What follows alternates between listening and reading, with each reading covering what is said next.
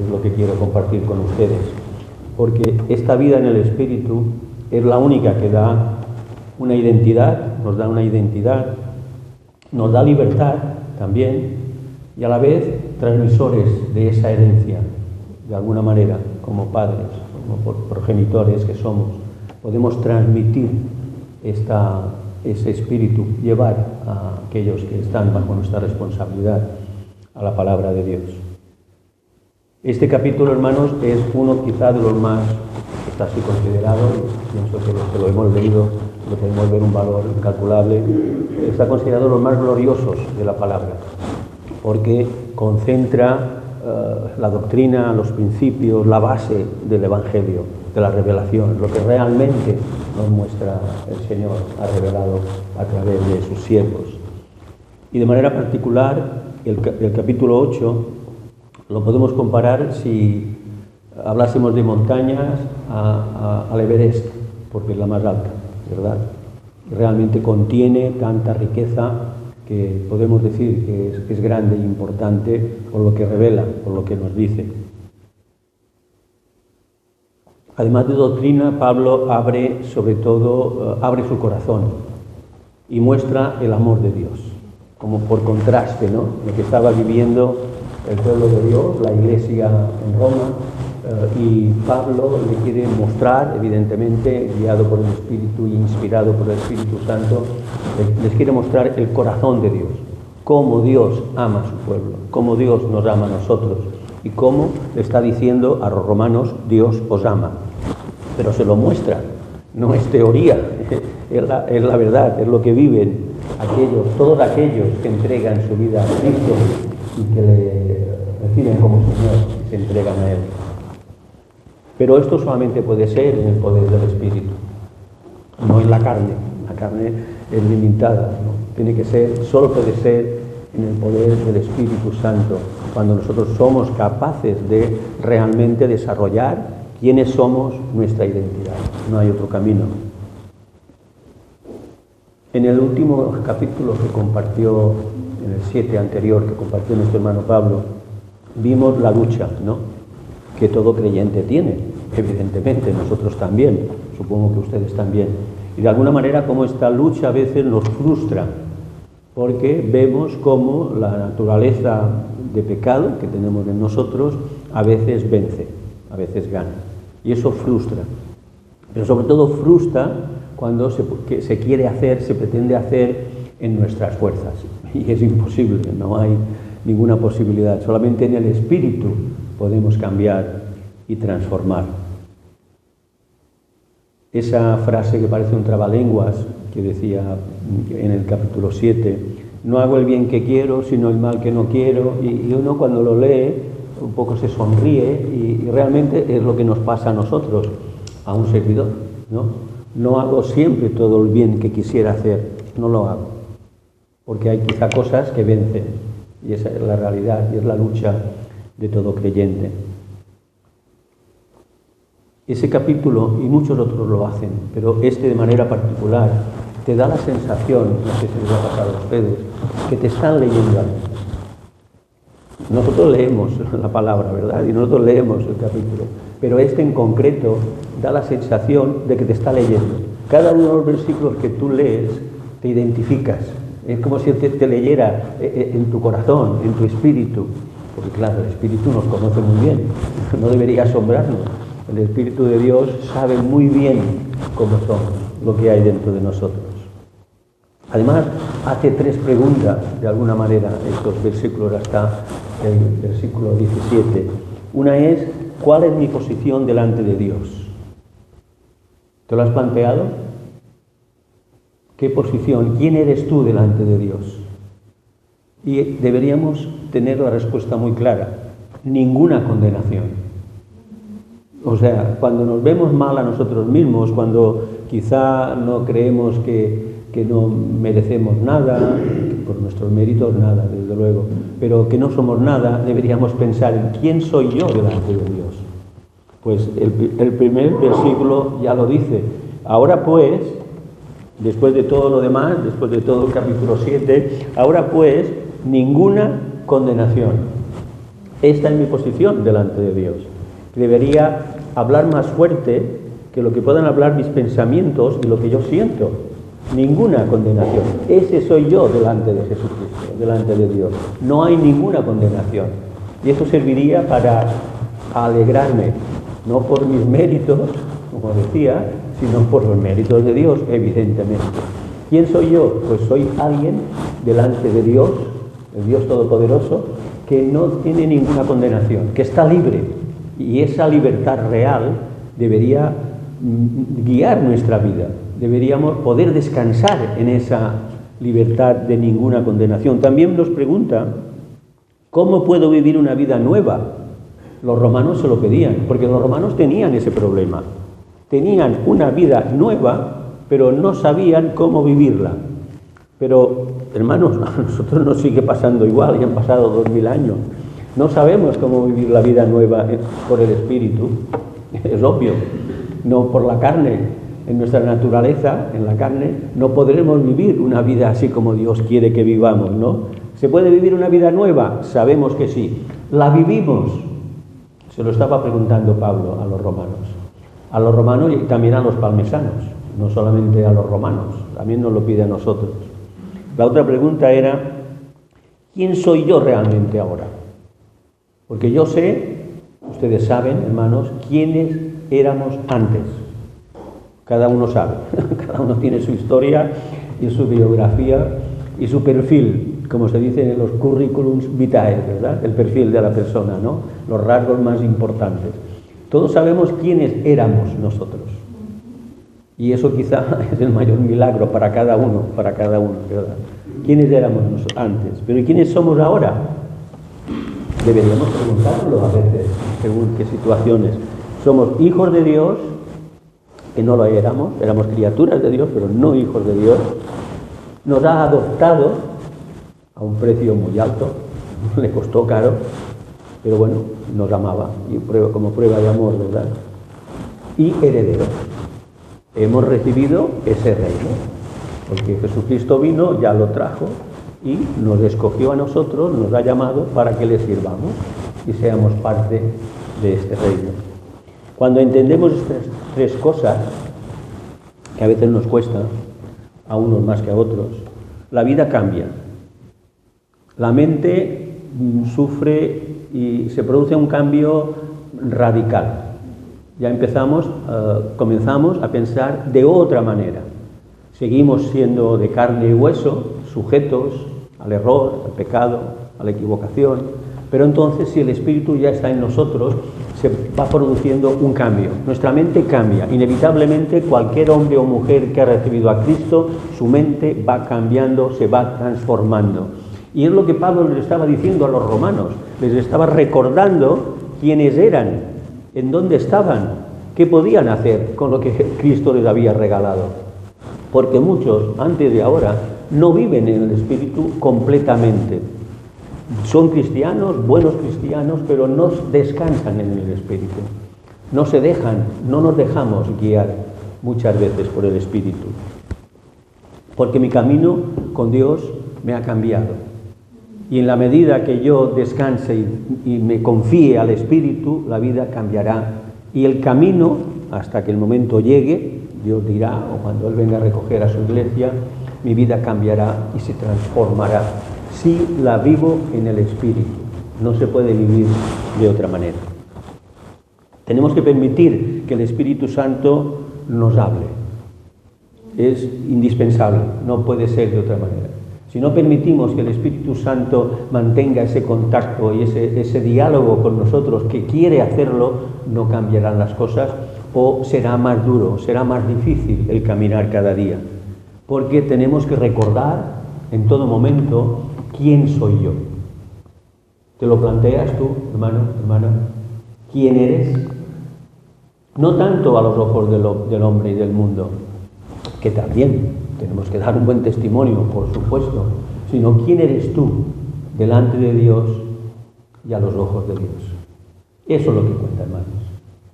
Si nosotros nos preocupa y nos ocupa que Dios tenga una buena opinión de nosotros, en un sentido coloquial lo digo, La opinión de Dios evidentemente fue buena porque nos perdonó, por supuesto.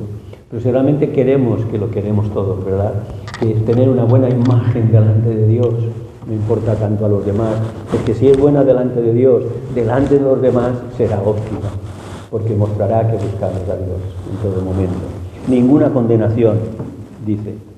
Pablo comienza con una declaración que resuena: ninguna condenación. No dice, bueno, medio condenados, ¿no? Como a veces hay presos que se les da libertad condicional, es media libertad, no está libertad del todo, tienen media libertad, o ninguna libertad, no, ninguna condenación.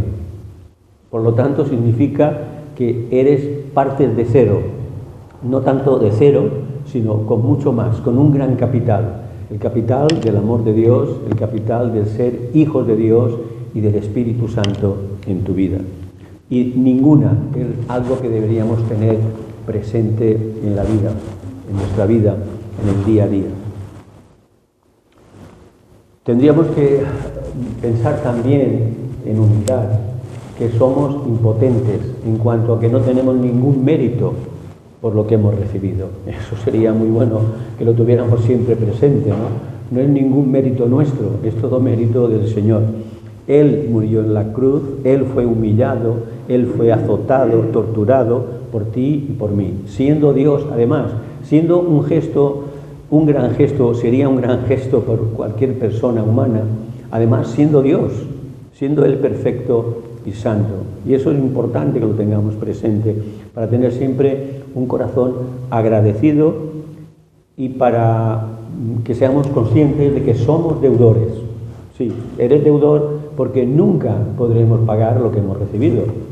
Si tú tienes una deuda en la tierra y la vas pagando, como sea, llegará un momento que si la puedes pagar ya no eres deudor, ya has saldado tu cuenta, pero la deuda de la salvación, eso nunca lo podremos pagar, ni lo pretendemos. Simplemente intentamos adorar a Dios y ser buenos hijos, ¿verdad? Y eso a Dios le agrada. Pablo quería mostrarles cuál era la realidad que estaban viviendo como hijos de Dios, como cristianos. La ley era justa, no es que la ley estuviese mal, porque uno puede pensar, bueno, en la ley los judíos, pueblo de Dios, pecaban una y otra vez y se equivocaban una y otra vez. No, la ley era perfecta. Era el hombre que no la cumplía y que una y otra vez se equivocaba, porque pretendía hacerlo en sus fuerzas. No pretendía hacerlo desde el corazón y desde la relación con Dios, desde el Espíritu. Por eso, en esos capítulos, en esos versículos del 1 al 17, si lo cuentan ustedes, yo son datos que me interesa siempre hacerlo, porque te dicen mucho, aunque sean números.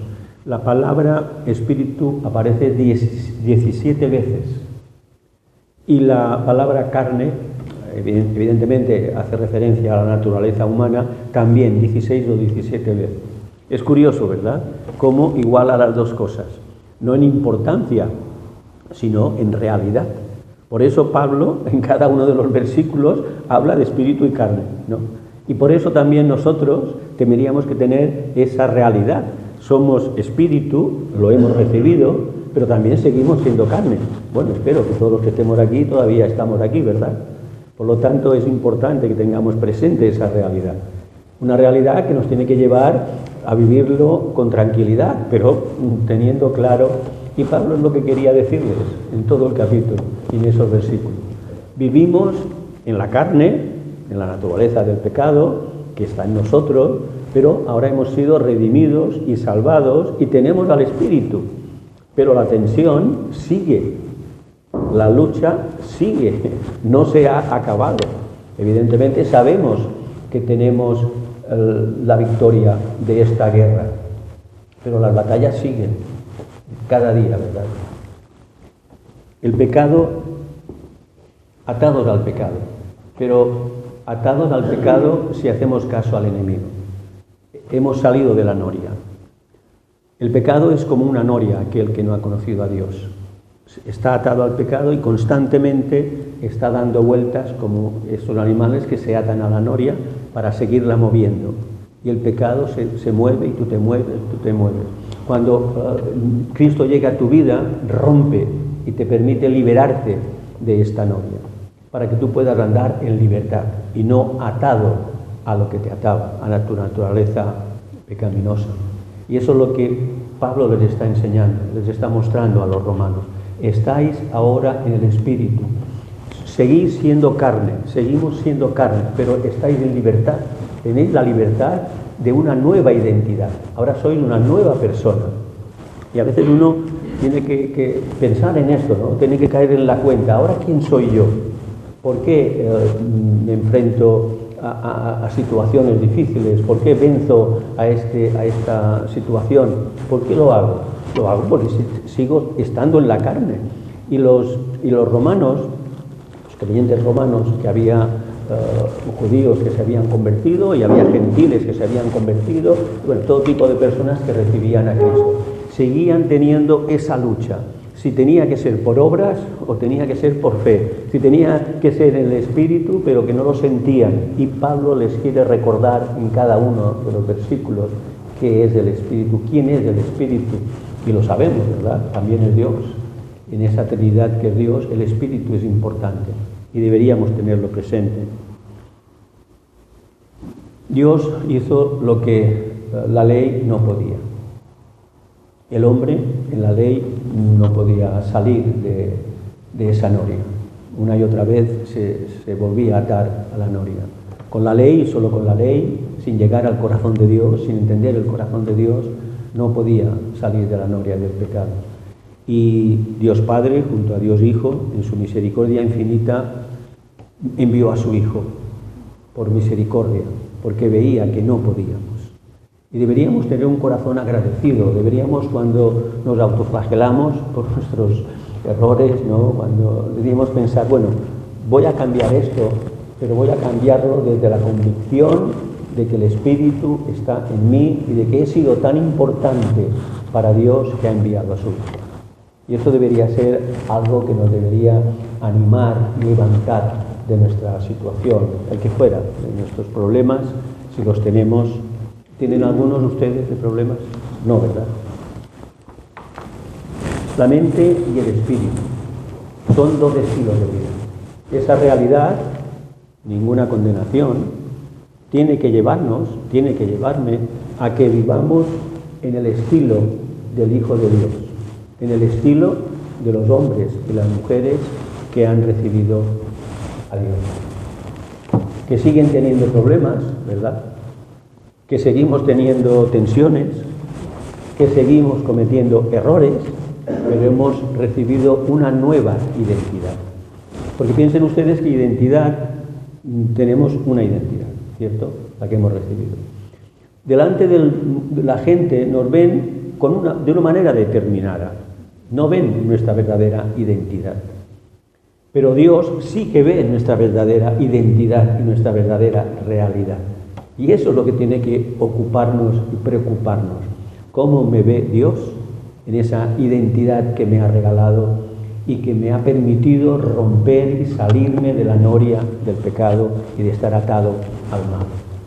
Y esta gran conquista de Dios, no mía, me permite a mí vivir en victoria, ser capaz de mostrar realmente lo mejor que hay en mí.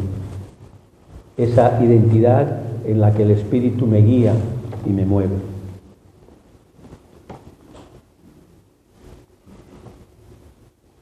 Hay dos maneras de vivir, lo sabemos. Y en medio de la sociedad a veces es difícil querer vivir la vida que debemos vivir como hijos de Dios. La vida en la que nos lleva a la justicia, a la verdad, a la paz, aquello que realmente Cristo mostró en su Evangelio, porque los que son de la carne piensan en cosas de la carne, pero los que son del Espíritu en las cosas del Espíritu. Como les decía, en cada versículo Pablo directa o indirectamente alude a esa realidad. Está el Espíritu en nosotros, que lo hemos recibido, ustedes saben, todo aquel que ha recibido a Cristo y le ha entregado su vida, tiene al Espíritu. Pero también sigue estando la carne, está allí, latente, La naturaleza de pecado que tenemos sigue allí. Lo que la podemos controlar, la podemos mantener a distancia y en su sitio. Y los romanos, la Iglesia de Roma, vivía en esa dualidad. No estaba manejando bien esa doble identidad. Y en la mente siempre habrá esta lucha entre lo que es correcto, lo que no es correcto, lo que es bueno y lo que no lo es. Y nosotros lo sabemos perfectamente. Dijera, no, es que yo no sé lo que debo hacer, yo no sé. Pues mira, léete este libro. Si no lo dominas, que al principio puede costar un poco, pues déjate guiar un poco por el que sabe un poco más que tú y que te vaya introduciendo para que vayas conociendo. Como todos hemos vivido, ¿verdad? Cuando nos convertimos, nos encontramos con un libro que conocíamos, sí, la Biblia.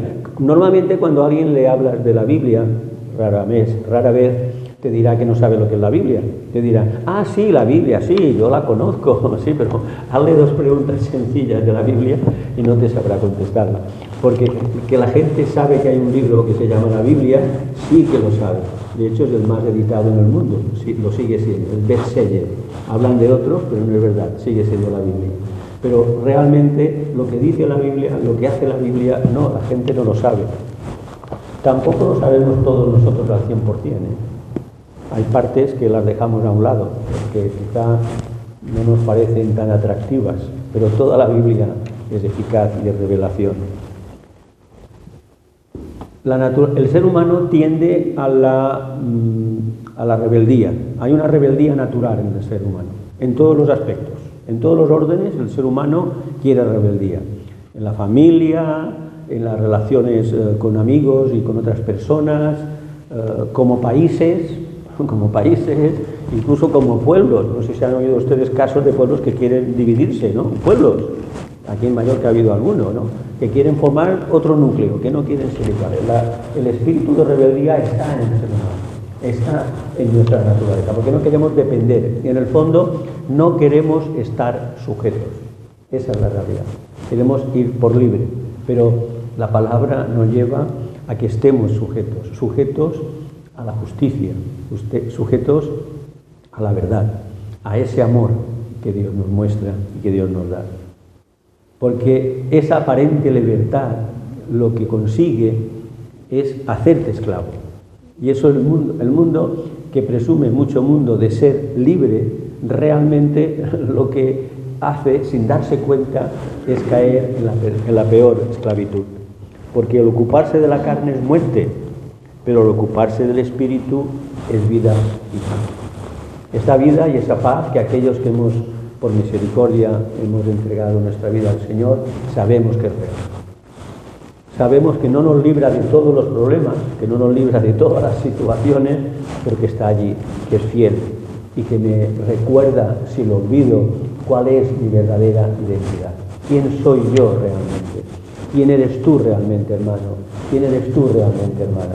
Un hijo de Dios pagado con el precio de la sangre del Hijo de Dios, Jesucristo, su Hijo amado. Y eso debería ser algo que cambiara nuestra vida, que lo ha hecho, pero constantemente nos recordara para tener un corazón agradecido y abierto, para poder derramar el amor, que no siempre lo hacemos. ¿Dónde está mi mente durante el día? ¿Te has hecho esta pregunta? ¿Dónde está tu cabeza? ¿En dónde está tu cabeza? Porque dice, pero si Cristo está en vosotros, el cuerpo en verdad está muerto, versículo 10, a causa del pecado. Mas si el Espíritu vive, a causa de la justicia. Y si el Espíritu de aquel que levantó de los muertos a Jesús mora en vosotros, el que levantó de los muertos a Cristo Jesús, vivificará también vuestros cuerpos mortales por el Espíritu que mora en vosotros. Qué declaración tan grande, ¿verdad? Lo que está diciendo, que enfrentaremos dificultades, tendremos que luchar, pero que no tenemos por qué temer, porque el Espíritu que está en nosotros y que levantó al Señor de los muertos, también nos ha levantado a nosotros de la muerte espiritual en la que estábamos sumidos. Ese mismo Espíritu que tiene ese poder, que es Dios mismo, levantó al Hijo, pero también nos levanta a nosotros cuando enfrentamos cualquier situación, cualquier lucha en nuestra mente. Y hay muchas luchas en la mente, ¿verdad? Porque el enemigo tiene el destino ya confirmado, pero sigue coleando, sigue atacando a nuestra mente con muchas maneras. Cada uno sabe, cada uno es particular, y él va atacando a la zona más débil, al punto más débil que tenemos como seres humanos, en la carne. Como nos decía, esos versículos hablan de la carne, y siempre, entendámoslo y lo entendemos, como una manera de hablar de la naturaleza del ser humano. El ser humano tiene una naturaleza, lo creó Dios, cometió el error de desobedecerle, y eso trajo el pecado. Pero cuando habla de la carne se refiere a esa naturaleza que tenemos en nosotros, que es bueno que lo recordemos y que lo tengamos presente, pero que lo vivamos con fe, fuera del miedo y de cualquier culpa, porque es por gracia. Gracia hemos recibido la salvación. Pero hablaba también de identidad de hijos de Dios. Esta es nuestra verdadera identidad. Somos hijos de Dios. Y esto es algo grande, no grande por nosotros, evidentemente, sino grande por quien es el Padre, que es el Hijo, es el Dios creador, todopoderoso, el que ha hecho todas las cosas, el que te ha creado a ti, me ha creado a mí, y nos dio una segunda oportunidad, la oportunidad definitiva para que pudiéramos cambiar, para que nuestra identidad fuera distinta ante Dios, a mí mismo y también ante los demás, porque esta identidad tiene que debería reflejar la vida del Espíritu y el que hemos sido perdonados por Cristo y ahora somos parte de ellos. ¿Quién soy yo? Ya no estamos atados al pecado, eso deberíamos tenerlo presente. Podemos equivocarnos, pero ya no estamos en la noria. Así que, dice Pablo, hermanos, deudores somos, no a la carne, en el sentido de que incluso la carne, cuando intentó a través de la ley, de la religiosidad, del legalismo, no a la carne, para que vivamos conforme a la carne. No sirve para nada confiar en la carne, en nuestras capacidades, en nuestras normas, no sirve para nada. Porque si vivís conforme a la carne, moriréis. Mas si por el Espíritu hacéis morir las obras de la carne, viviréis. La doble identidad que puede tener, la lucha que tiene el ser humano en su mente constantemente. Pero en la medida que adoptamos y vivimos según esa identidad, en todas sus facetas y todas sus áreas, todo va cambiando. Hemos sido elegidos, eso es algo que a veces nos suena grande. Yo, ¿por qué Dios se ha fijado en mí? ¿Tú te lo has planteado alguna vez? Yo me lo he planteado, soy franco, me lo sigo planteando muchas veces. Hay que ver cómo soy, hay que ver.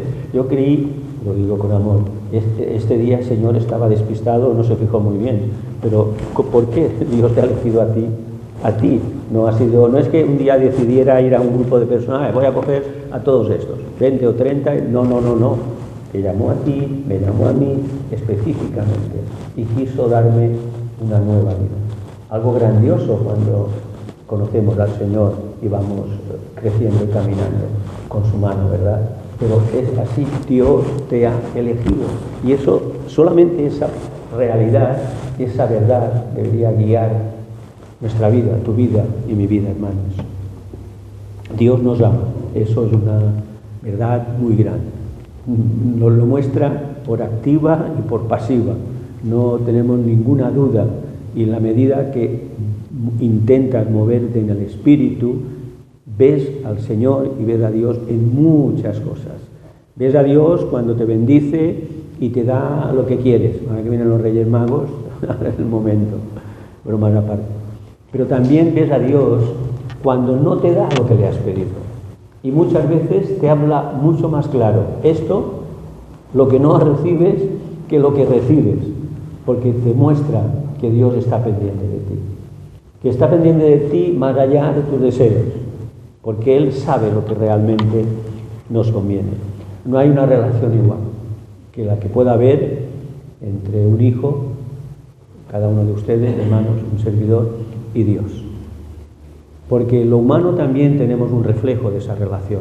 La relación que se establece cuando se desarrolla de manera normal entre un hijo y un padre es muy especial.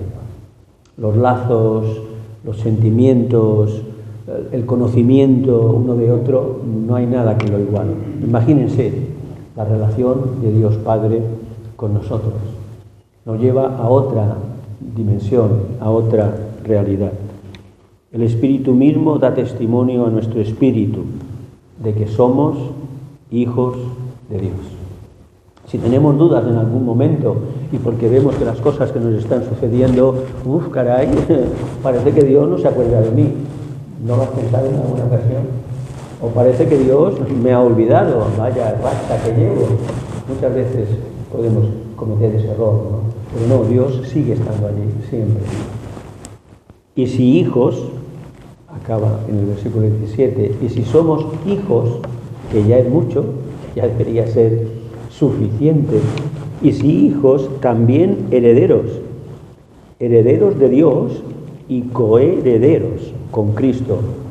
Y eso, además de ser un gran honor, es una gran responsabilidad, porque tenemos que transmitir de alguna manera esa herencia que hemos recibido a aquellos que Dios también llamará y también tocará para que pasen a ser sus hijos. Pero quiere que lo hagamos tú y yo, hermanos. Podría, como nos dice la palabra, enviar a sus ángeles, pero no, quiere que lo hagamos cada uno de nosotros. Y si hijos, también herederos, herederos de Dios y coherederos con Cristo. Si es esa parte, ya esta parte del versículo, alguno piensa, bueno, casi mejor, pero no, todo. Si es que padecemos juntamente con Él, juntamente con Cristo. Ser capaces de enfrentar el sufrimiento, el dolor, que no sean agradecidos con nosotros, si deberían serlo, la falta de respeto, la falta de amor. Si es que padecemos, está condicionado. Yo seré ese heredero que Dios espera que yo sea, que sabe que seré, para eso tengo el Espíritu Santo, si soy capaz, si es que padecemos juntamente con Cristo. Si no, solamente me quedo en lo bonito, en lo bueno, en la bendición, pero no soy capaz de enfrentar todo aquello que Cristo también estuvo y fue capaz de enfrentar por ti y por mí. Quiero acabar con esta reflexión que me venía, con esa idea que me venía esta mañana, ¿no? En este nuevo año en el que todos deseamos lo mejor y deseamos sinceramente a todas las personas, a los hermanos y a los que no lo son, que le vaya bien las cosas bien, que tengan salud, que tengan, que Dios esté con ellos. Me venía a la mente esa, supongo que algunos de vosotros la habéis recibido también, esa oración que enviaba la hermana de Brasil, que decía, yo no le pido al Señor este año que me traiga nada. Digo, caray, qué carga más breve. No, solamente le pido al Señor que no me quite nada, que no me quite el pan de cada día, que no me quite el techo en el que me cobijo, que no me quite las cosas que Dios me da. Y eso debería ser nuestra petición, Señor, no me quites nada de lo que me das, sea poco o sea mucho, y mostrar un corazón agradecido de saber quién somos. Quiero acabar con esa idea que quiere transmitir Pablo, la transmitía a la iglesia de Roma y a la iglesia de Palma también. Nos dice ninguna condenación. ¿Por qué? Porque Cristo nos ha liberado. Nos dice que vivamos en el Espíritu, porque ya no estamos solos. Él nos guía, si le pedimos. Cada paso que demos, Él lo guiará. Y nos dice, ahora sois hijos y herederos. Ya no somos esclavos, ya no estamos en la noria. Dios nos ha liberado y ahora somos, por fe, nos movemos como hijos suyos. El Señor les bendiga.